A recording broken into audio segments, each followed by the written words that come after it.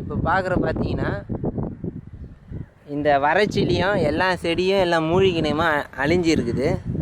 ஆனால் வெளிநாட்டு செடியான இது எல்லோரும் பார்த்துருப்பீங்க, பேர் கூட தெரியும். இது பேர் தான் இந்த முள் செடி, வேலிக்காய் தான் சொல்லுவாங்க. இதை பார்த்தீங்கன்னா எவ்வளோ பசுமையாக வளருது பாருங்கள்.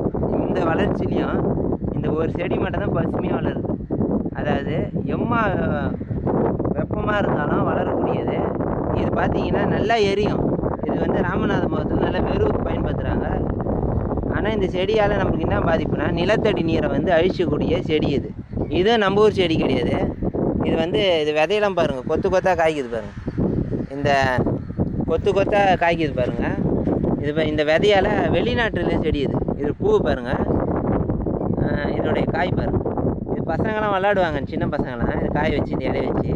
இது வந்து இந்த கப்பல் முறைமா இது விதை வந்து பரவி நம்ம தமிழ்நாட்டு முழுமே எல்லா இடத்துலையும் வளரக்கூடியது. எல்லா பருவத்துலேயும் நல்லா செழிப்பாக வளரும்.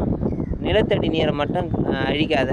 நம்ம இதை எரிச்சோன்னா இது புகையால் நமக்கு வந்து ஆஸ்மா, தோல் சம்மந்தப்பட்ட நோயெலாம் அதிகமாக வருது. இதை வந்து அழிக்க வேண்டும் இந்த செடி.